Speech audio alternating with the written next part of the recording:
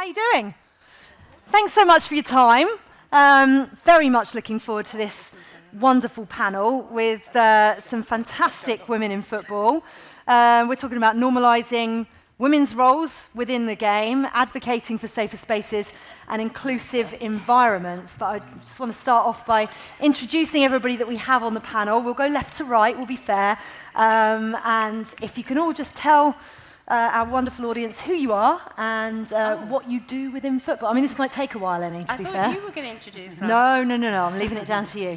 This is always pressure, introducing yourself. Hi, everyone. I'm Eni Aluko, former professional footballer for Chelsea in England. And I'm now working as a sort of investor advisor for Mercury 13, which is a women's investment group that buys women's teams. I'm also a broadcaster across men's and women's football for ITV, TNT, and Amazon. Lots of hats. Eni has in her wardrobe. Hazel? Hi, I'm Hazel Brayden. I'm a managing associate at Mishcon de Reya, and we've worked with women in football for many years, and we provide free legal advice and support to you and your members.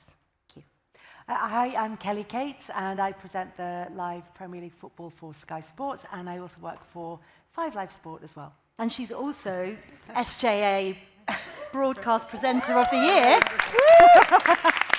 I was not going to let you get away with not mentioning that. I was going to wear it around my neck. Yeah, you should have done. Very heavy, hold the trophy above your head everywhere you go. I'm Sarah Nurse. I work for ITV Sport. I'm a programme editor, which means I produce a lot of the football shows that you might see on ITV. I've been at ITV since 2001, working my way through all the various roles to now doing what I do. And I'm Jo Tongue. I run TTM, which is a sports management agency. I'm also director of Women in Football, which takes up a lot of my time. It's a big job. Very big job. We're very happy to see. There's so many people here I don't know. It's so nice to see so many new faces. So thanks for joining us. So thank you for being with us. We've got, these are perfect people to discuss what we're discussing today. Big questions to ask, really, with everything. For anybody who was here last year, do you remember we were talking about the uncomfortable truth about misogyny within the game? Women in Football put out a State of the Nation survey last year, 2024, and it showed that 44% of Women in Football members reported witnessing an increase in online discrimination in their career, and 18% themselves experienced it, which then increased to 21% for women from underrepresented ethnic backgrounds.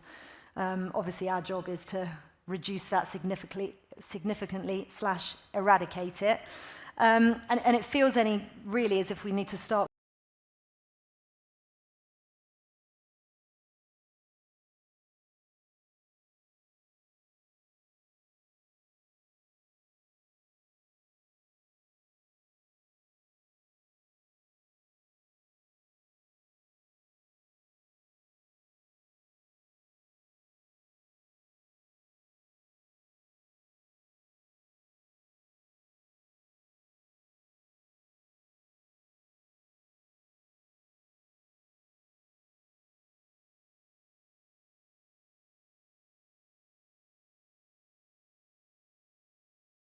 Hate speech is an experience that many, many women have experienced. Young women are experiencing right now. So it's a social problem that I think is very, very, topical, and we really need to take note. So that's the first thing. I don't see this as, just a me problem. I think what separates me, possibly, is how I've dealt with it. And that's what I really want to focus on. Like, if this keeps happening, what do we as a collective do? What do women in football do? What processes are in place? What are the frameworks? Because I think when I think about sort of, 45 tweets being compared to serial killers and murderers, attacking my family, attacking my personal and professional identity, that's horrible. But when I think about sort of what different people said to me to deal with it, there was 10 different solutions. Some people said ignore it. And I said, well, it's 3.5 million followers. You can't, it's actually more dangerous to ignore it at that level. And actually, that then has an impact on lots of different smaller accounts. Some people said, go legal. Some people said, well, actually, just tell ITV, and ITV put out a statement and it'll go away.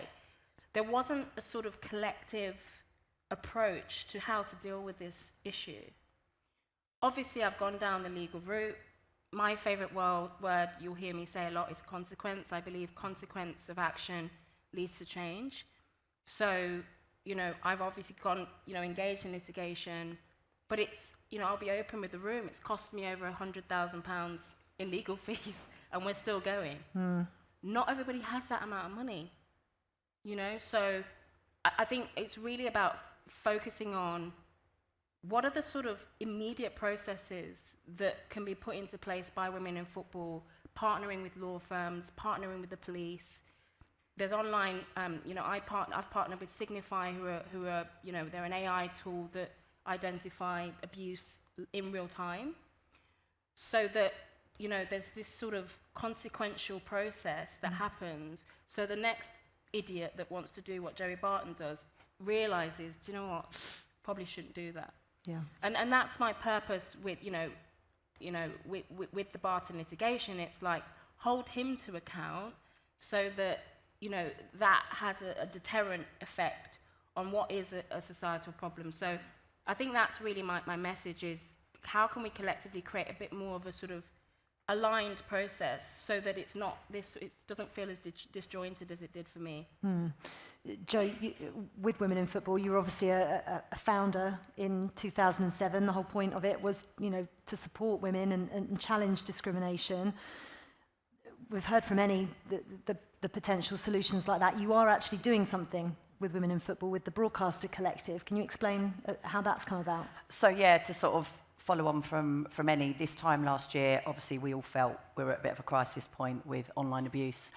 And Yvonne and I had a discussion with the rest of the board, and we just thought that we could be the focal point for all the broadcasters, because obviously ITV came out very strongly with their statement around the Eni situation, but how did the other broadcasters know what to do? And obviously their presenters, pundits, weren't in the limelight at that point, but we've all seen it across the last 17 years, especially of Women in Football, that this happens, it happens continuously. It's not going to stop, like Eni said, until there's a consequence or until we change or we take action.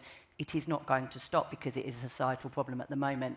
So we literally just, we'd had quite a lot of feedback from our members, our network, reaching out to us saying, I'm suffering from this. I feel, they were just scared to put themselves out there because of what had happened to Eni, and they were anxious and they didn't really know what to do. So they were coming to us saying, I actually don't want to go on air. Like, I don't feel comfortable. Or we were, at TTM, we were having to prep and sort of support and be therapists to our clients daily to go, it's okay to go on air today. Like, turn your comments off. Don't look at your social media. Like, brief. And it was just getting to a crisis point. So we reached out to all the broadcasters, and I cannot fault them to a T. Like, I'm from the media world, my background was at the BBC. I've never known broadcasters come together like they did. And we just literally emailed them and said, we are hearing from our members that they are struggling with what's going on out there at the moment. How can we as a collective help? And everybody got on this call, and people just kept, admit. And it was every head of every broadcaster that broadcasts in this country and globally. And they just said, like, what can we do? And we had really open discussions, and they fed back as to what their teams were feeling. We fed back as to what our network had presented to us. And over the course of 12 months, we've had sort of regular, sort of fortnightly Wednesday morning meetings, haven't we? And it's every week people have turned up and shown up. And we now have, I'll call it a crisis comms plan. We put out a collective statement around International Women's Day. Everybody signed up to, it wasn't a campaign as such, but it was a week where every broadcaster made a statement with the same hashtag to the same effect. And now we've been working on what I'll call a crisis comms plan, so that when and if, but let's be realistic, when another situation happens like it did last January, we have a plan of action ready to go. And look, it's not ideal, I understand that. While we've done that, so that's the external facing thing, internally we've been doing a lot of work. I've been meeting with Ofcom regularly. Ofcom are doing a new online safety bill, so we've been feeding into that, doing research, writing reports, meeting with them, and a lot of lobbying within the House of Lords. So yeah, there's lots of background work that obviously people are going, what are you doing, what are you doing, what are you doing? Front facing, we did our International Women's Day week where everybody came together. I've never known every broadcaster use the same hashtag or agree on a comms plan, ever. So hats off to everybody. What we need to worry about now is, does that feed down and are they acting on it? Did everyone just do a statement and we go, right, we're all good, we've covered ourselves. So that's the next step, but that's where women in football need to keep working. Yeah, collective action is vital. Obviously, Sarah, when ITV came out and publicly supported Eni, you've been a real active part of this collective. What change are you seeing? Well, just to kind of go back to the situation with what happened with Eni and to kind of touch on what Jo said, I think when it happened, obviously we spoke to Eni, the team that had been working with her and with Lucy as well on the FA Cup, and we felt like this was a line that was crossed. We weren't, because there is an argument, oh, do we just fan the flames? And Eni's touched on it, do we ignore it because it gives them oxygen?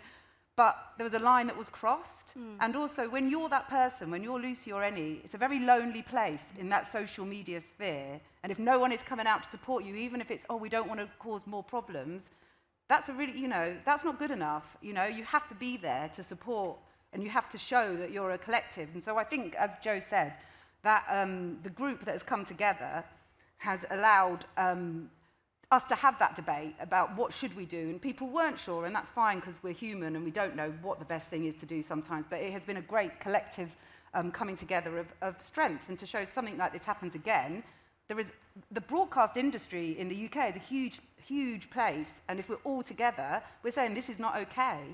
So I think that's kind of the really positive. Now, change, I say social media at the moment is a more dangerous and a worse place, a year on, and it's not going to get any better. The taking away of fact-checking, the deregulation of kind of hate speech, the allowing of free speech is only going to make it a worse place. So in terms of change on social media, I don't feel confident, but I do feel a big exodus from some of the really toxic places. And so whether there is new social medias like Blue Sky, potentially, that could be a better inclusive place, and you move away from the more toxic ones, but that doesn't solve the problem of the toxic ones because they're in their echo chamber and it's just going to get worse. So when I don't know about change in terms of, I think it's a great collective kind of coming together, but there's a really big problem with social media. Well, the problem is most people are just coming off of it now. I very rarely go on to social media apart from Instagram, really. What's it like for you, Kelly, as a high-profile woman in the game? Have things improved, do you think, or do you agree with Sarah that some things have gone backwards? And obviously you work for the BBC and Sky. What support have you had? I don't engage on social media. I put stuff out there and I talk to people I follow, and that's it. I don't look at the comments. I don't go in my DMs in Instagram. I'm off X. I don't have anything to do with it. I'm on Blue Sky, but I don't use it because what I used it for was a news feed, and it doesn't do that. So that's kind of my place on social media. But I do think that it's got a lot worse. I think it's got a lot worse for everybody, not just in our industry. And I think we can either look at that and say, well, the world's just a really bad place at the moment, or you can try to change your corner of it, and you can try to deal with it in your corner of it. I know that at Sky, there's a helpline at the top of every call sheet. I know that at the BBC, there are places you can go on the intranet and you can talk about things anonymously if need be, and then escalate it further. I think one of the big hurdles to doing that sometimes is putting your head above the parapet if you don't feel that you're in a position of power to do that.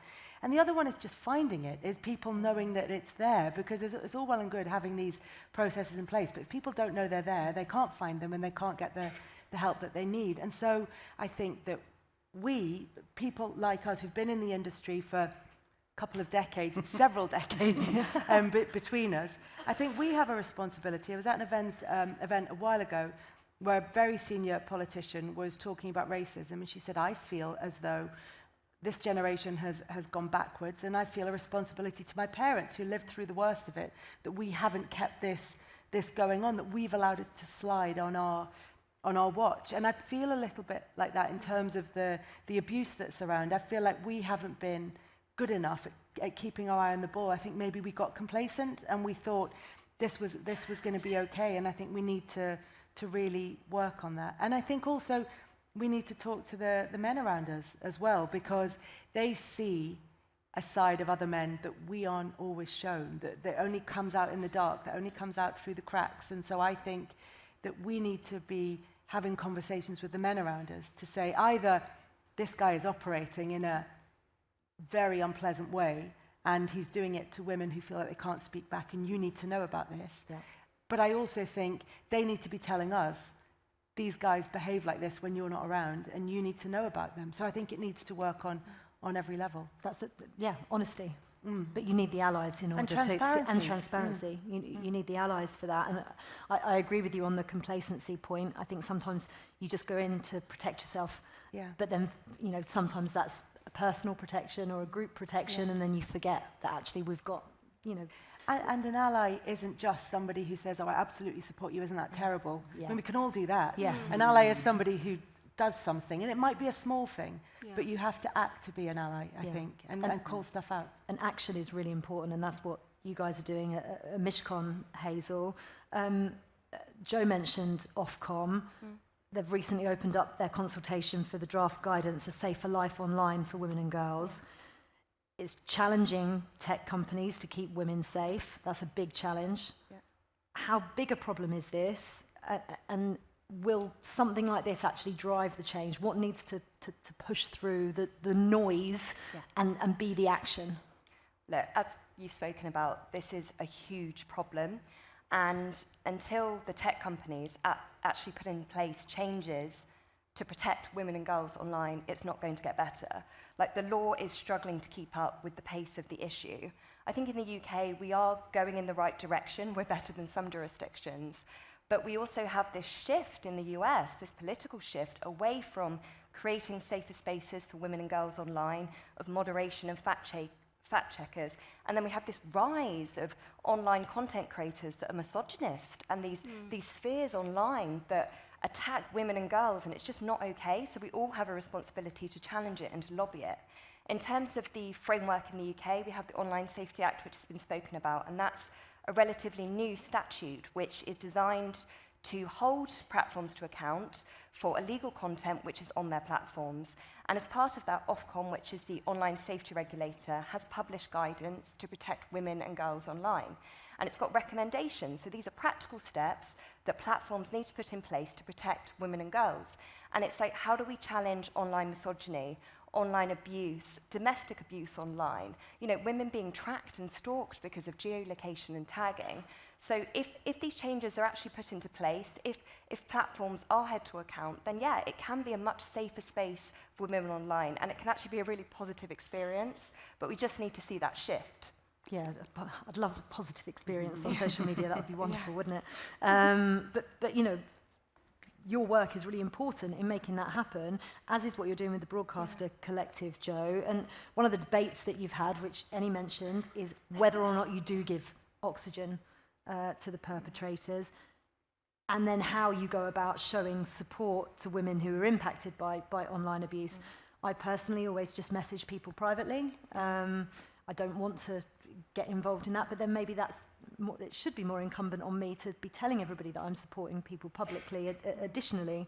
But what are the outcomes of the discussions that you've been having, and practically what everybody can do, bar just the statements that it is a big thing collectively, but almost to make sure that people see women operating in football and being a successful part of football is normal. Yep. It's not just oh yeah, great, well done, we've got this woman involved in this, wonderful. So many points there, but the first one, just to say on a really small, and it sounds a really small thing, but on that International Women's Day week, like ITV said, we've got this video behind the scenes sort of film we've made about the FA Cup, and it just shows women doing their job.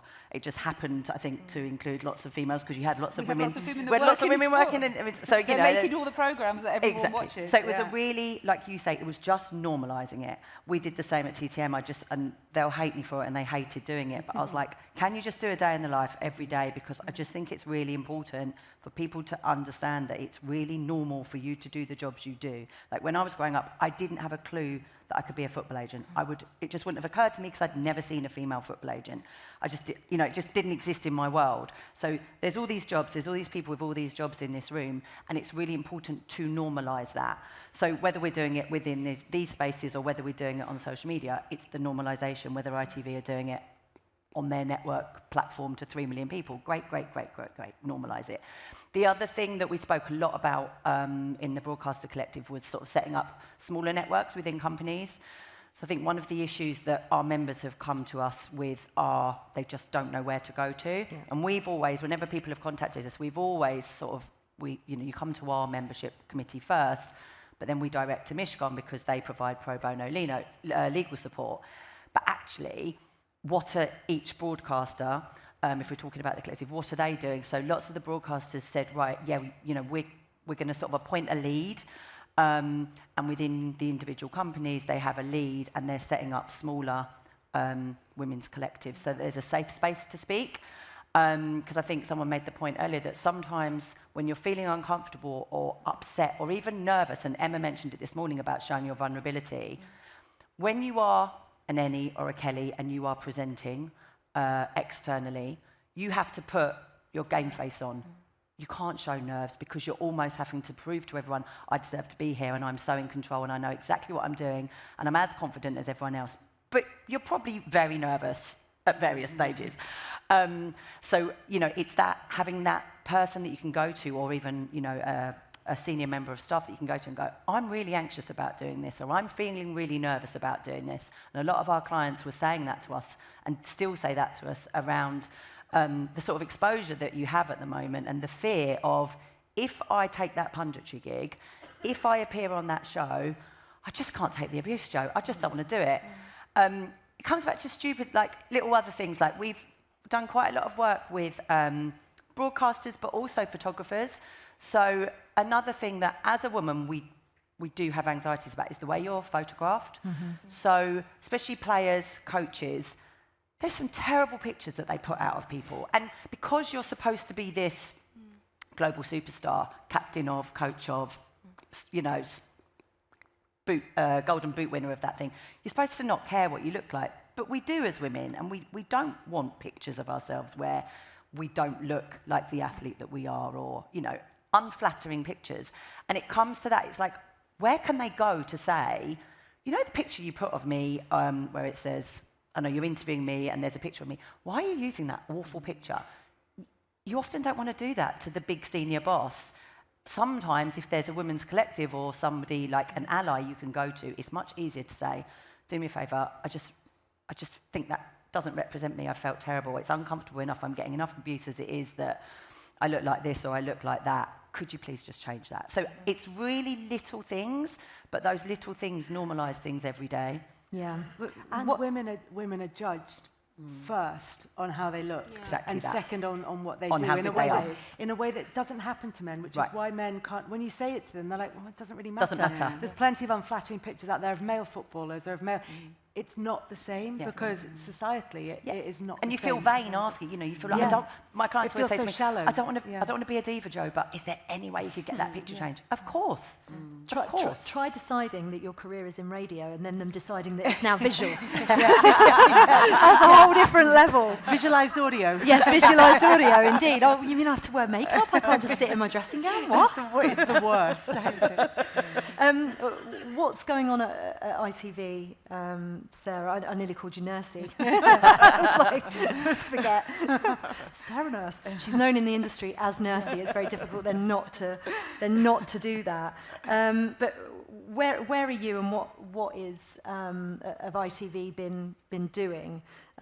Most importantly, with this, obviously supporting female colleagues. You've come out and supported Eni, but you've got this really tricky. You know, Jo mentioned it, having clients saying, "Oh, I'm not sure if I want to do that game. I'm not sure if I want to do that show." How do you balance not putting people on certain fixtures that might expose them more versus not limiting their opportunities? Yeah, I mean, you never listen to social media in terms of like the vitriol that comes out of there. That's never part of what you consider in terms of what you will always use your fantastic talent pool. We have men's football, women's football, we have women on men's and men's on women, and we're very diverse kind of in like including everybody working. Now, going back to what Jo says, I think it's going to be very hard to change some people, especially these toxic, on these toxic platforms. Yeah. But normalisation is all you can really do. Now, we will continue to have women working in every area of on-screen talent and behind the scenes. It's a slower. When I joined ITV, Gabby Logan was the presenter at ITV, but it was just women in front of the camera presenting. Then there was reporters, then there were guests, then there were commentators and co-coms, and it's a slow process. But since the last 20 years, if you're watching television, you see women, you hear women, and they're much more. You know, women are going to change the perception over generations. So we're not going to stop using women. We're going to obviously carry on. We're never going to bow down to this. So we'd never say, oh, that's a fixture we don't want to put someone on. But we do have a dialogue with agents when we're booking pundits and when we're doing things like that, you know. So I suppose if there was something that was a particular issue, we would discuss it. We decide whether we're going to present pitch side or not pitch side. And this is for the men as much as the women. You might not want to put Roy Keane next to like the Man City fans. So you'd always kind of be thinking about that.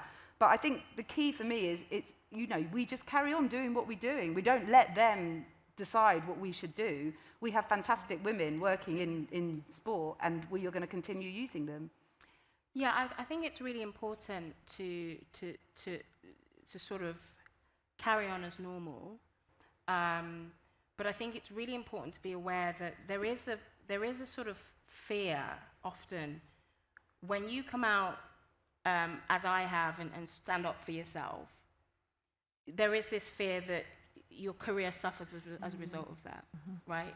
And I think that's specific experience for women, and you know, it's a specific experience for people who raise issues of racism as well. So it's really important that, yes, carry on as normal, but I do think the broadcasters also have an opportunity to double down and support broadcasters, because what you don't want is a situation where it feels as if, oh, that person's all of a sudden not on screen.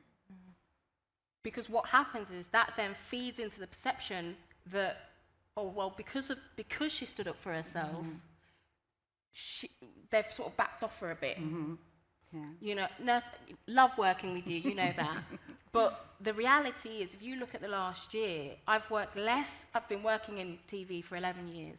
I've worked less in the last year than I ever have. Put two and two together, right? So I'm speaking to the broadcasters here. You've almost got to double down, you know, with talent when it gets really tough. It's like anything, you know, when it gets tough, you've got to know who your friends are, and it can't just be a statement and then peters along. You've got to almost be like, no, we're backing you, and go even further, because the fans are loud, you know. It is difficult to ignore somebody abusing you time after time when you get on screen. So what the broadcasters shouldn't do is take that person off screen. Do you know what I mean? Yeah. And I know that there's choices, and you know, no one does every game, but you've got to be really careful of that perception of that. You know, because what then fans do is abuse you more and go, oh, you got dropped, and oh, she's not on. You know, that's what happens. Yeah. You know, so just to point that out, that there's also an opportunity, I think, to really send a message out. I think it was Wolves that did it recently, when I think a player was being abused, and they came out and said, we don't actually want you as a fan. Yeah. Was it Wolves? Yeah. Yeah. And I saw that and I thought, brilliant. Because what they're doing there is saying, yes, you know, we're appalled, and yes, everybody should be appalled. But they're going a bit further and going, actually, this is our value system. If you want to be a fan of Wolves, we actually don't want you. That is different message, right? So I think there's opportunities there as well to show a higher level of support. Which goes back to the do you feed into it or do you sit back in silence? And I think what we've tried to do is just have a more concentrated feed into it. So it's not a feed into it that they're just getting continual airtime, but it's a concentrated, more powerful statement of this is what we think, now be off with you. But again, it's taken us a year of discussions to kind of get to that point. It's complex. Yeah, and I think sometimes it just needs pointing out because it might be just really easily overlooked or, circumstance or something else, but actually the perception of it is really important. Eni and I were at a dinner last night with women in football, and Eni mentioned male allyship, particularly on air. And I'm wondering, Kelly, from your point of view, how much awareness there's been from male colleagues in the past, not just pundits or presenters that you work with, but also execs, producers, behind the scenes, about what it's actually like being a woman in broadcast, and what support have you had or not had, and can they kind of understand that actually men can help combat this negativity? I think there are two phases. One is where you're just treated effectively like one of the boys, which is phase one. and that's a good place to be, because generally speaking, they're just your colleagues, and differences don't come into it. You're just working together, you're getting on, and that's, I think, increasingly there is more awareness of the differences around being a woman, and not necessarily difficulties, just the differences around being a woman on air, and stupid things like the practicalities of it, like taking longer in makeup, which is not our fault. That's the patriarchy that says we're not fit to look at unless we've got an inch of slap on. But look, there's and also it is quite nice. But there are various different issues. I've certainly had and it's actually one with the BBC, one with Sky, where there have been people who've been suggested as potential colleagues, and for different reasons, neither of them were chosen. And one of the reasons that was factored in were to do with sexism and relationships with women, without being too specific, being very broad here. Interesting. My point is that in both and I work for IMG, I work at PLP as well, but in my the two main broadcasters that I work for in the UK, both have taken a decision not to use somebody based on their behaviour, which I think is really important as well, because as much as it is about supporting people who are going through horrendous abuse of the type that Eni suffered, whether that's sexist and misogynistic or whether it's racist abuse, that is one thing to support those people, and that's hugely important. It's also important that those people don't come inside your organisation in the first place. Yeah. So there's been I can point to two specific examples, and probably more where that's been the case, which is hugely encouraging, because I'm aware that there's a lot of younger women here, and what I don't want to say is, oh my God, this is awful. It's so, mostly we go to work, we work with people that we get on with, that we respect, that we have a mutually respect. What's the word I'm looking for? Mutual respect. I know what you meant. We're a mutually respecting relationship. Yes. Broadcaster.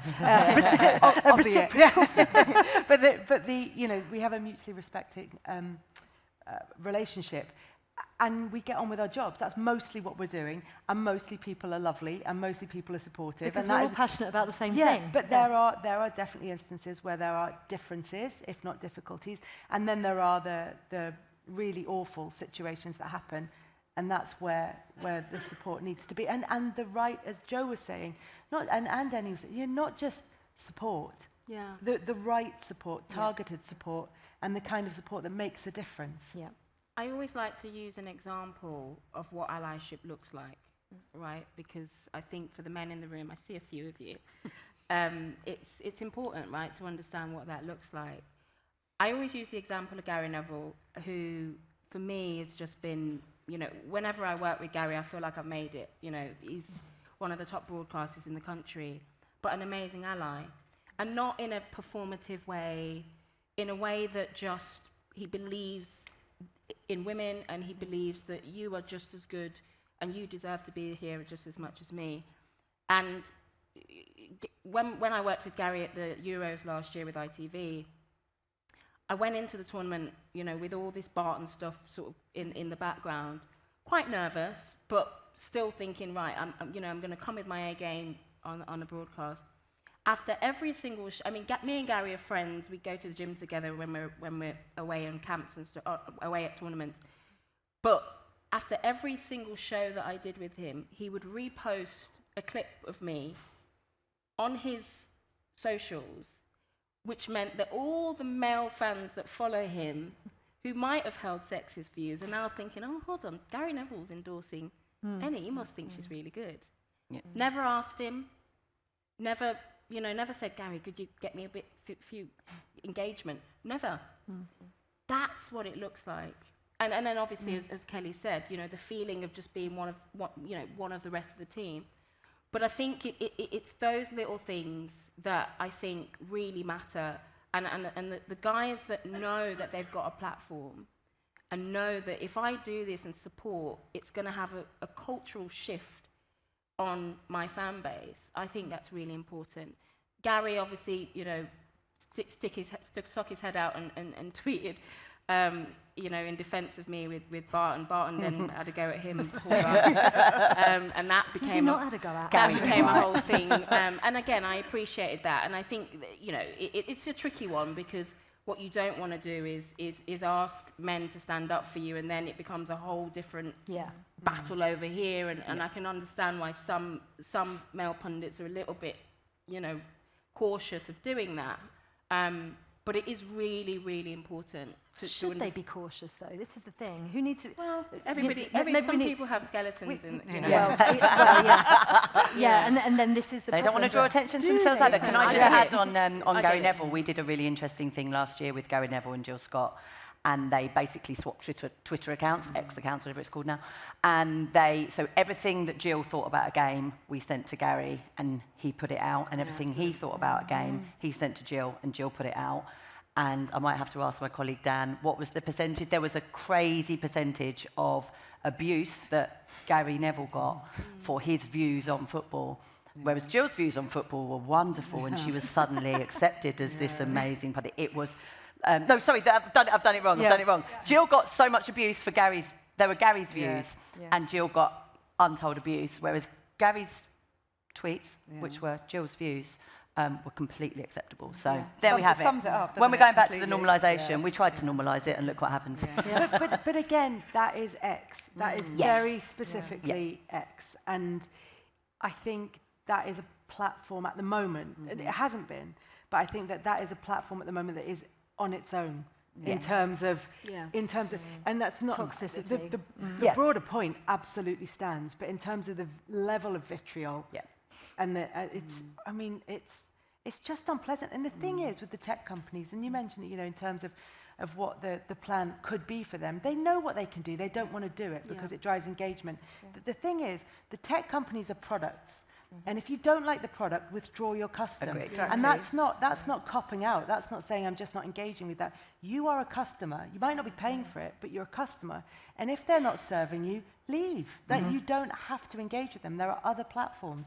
There are other ways to engage with stuff. And that's not to say ignore it and it'll go away. That's just to say if it's not somewhere that women go, you don't owe them your custom. No. I always feel sometimes as if, you know, I don't feel like I need to prove that I belong. I've worked in football for 20, 25 years. I'm a bit bored of proving that I belong. I quite clearly belong. I wouldn't have been earning a living for the last 25 years if I didn't. But there are still, you know, sections, and I think it's really important actually that we highlight the fact it's not all men. It's this pocket of toxicity that exists that then starts to permeate out to other places, and it's incumbent on us and everybody here in the room to always just push back on that. And it doesn't have to be a bombastic pushback every single time. It's just a normal conversation. Well, why do you feel like that?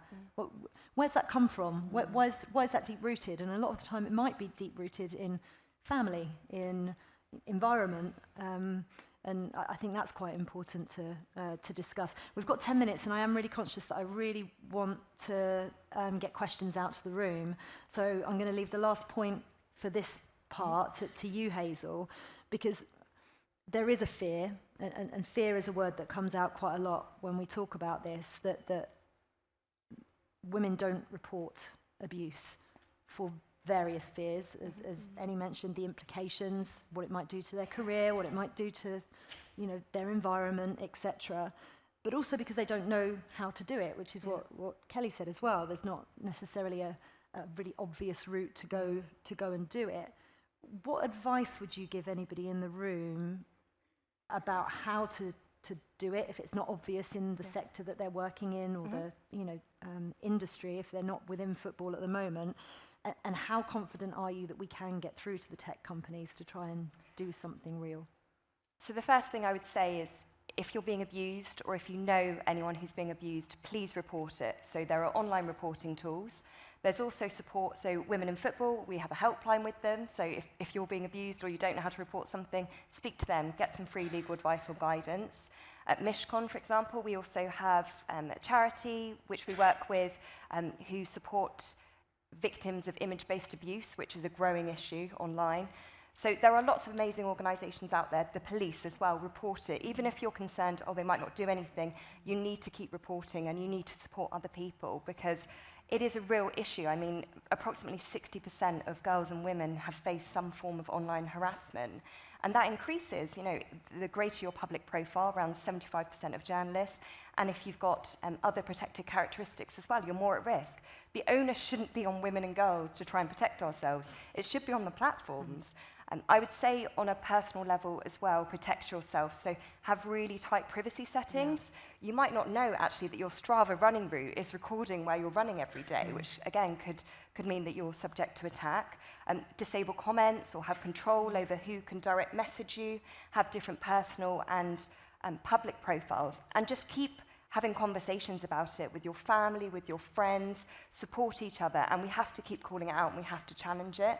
And I do think that we're having this momentous shift that is happening, and the only way the tech companies are going to take action if it starts hurting their bottom line.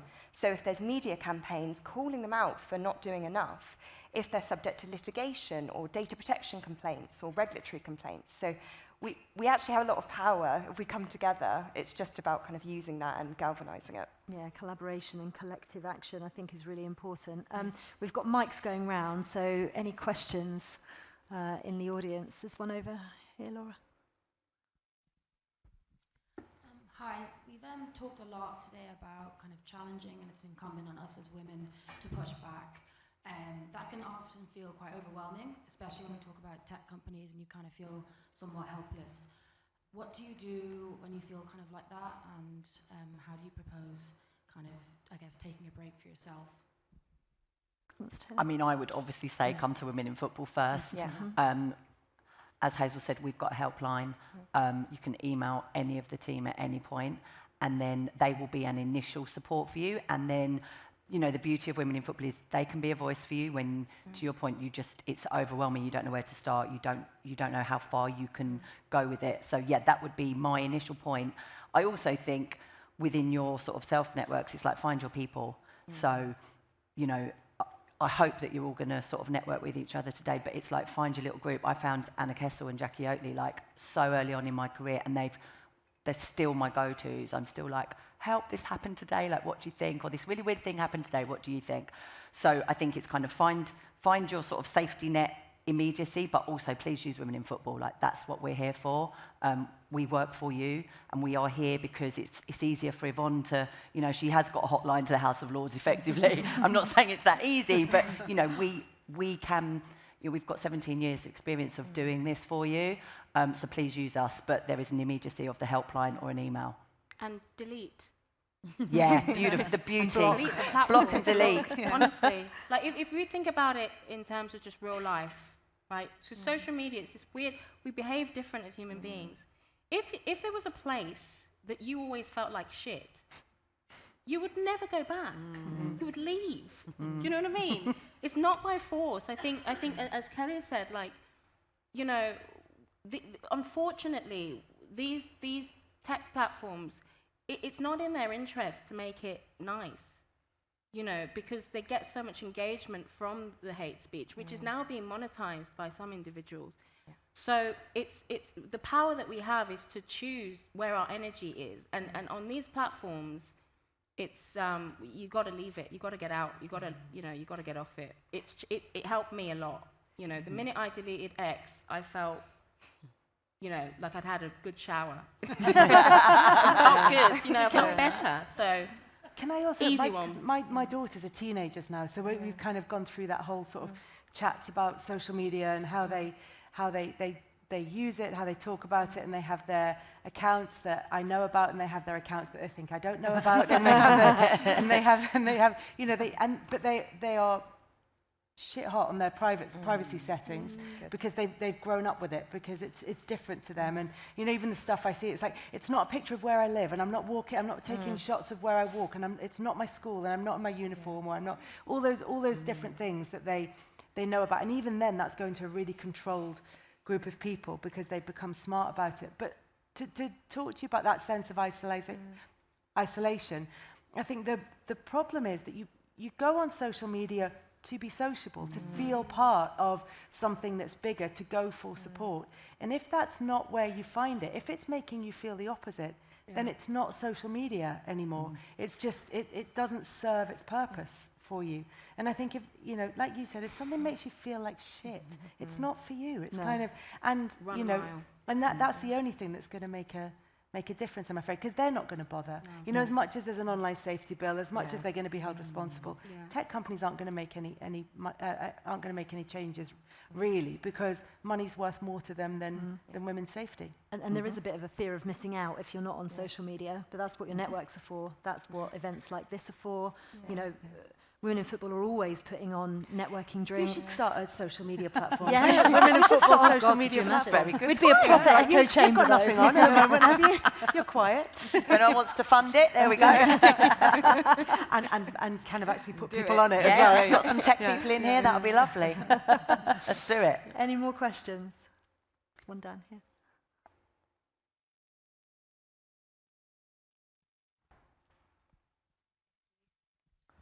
Firstly, thank you so much. That was really, really fascinating. I think you've heard you speak a lot about kind of blatant misogyny. What about, do you have any tips about kind of more microaggressions that as a woman in football we get constantly day in, day out, and how to kind of tackle those and normalise those in the work environment? I think they're the big ones. Yeah. I genuinely. They're not so micro. Yeah. I should have done an hour on that. They are the raindrops that make a flood, and they are huge, and they are often unintentional, I think, which sort of allows the people who are performing those microaggressions to go, I didn't know, I don't understand why you're so upset, and then the whole thing kind of spirals. That's where networks really come into play, because that's where you see patterns of behavior, and I think that's really, because as a one-off, there are so many ways to argue it. There are so many ways to defend it. Yeah. But when it's a pattern of behavior, that's where you need to have your people around you, because that's, sometimes you need a little bit more. You need to, you know, to go back to the raindrop and the flood thing, sometimes you just need a bit of a splash to kind of to show that there is a pattern there. But they're the big ones, I think. There's only so many ways of being clumsy. Like, you know, one thing I've noticed recently, and I think it's a watch out for everybody, is victim blaming. So this idea that, and again, the effect it has is it silences women. So this idea that you know, you're standing up for yourself, or women in football are standing up for you, and it's like, oh, playing the victim card. That's language I keep seeing. What to do about it, I don't know, but I think we've got to be careful that you know, we've got to protect people when they're actually in the course of correcting some of these microaggressions, so it's not sort of like you're not blamed even further for actually standing up for yourself. So that's language I think we've got to keep an eye on. I think my instinct would always be to call it out, because that's my type of personality. But actually, what do you mean? Did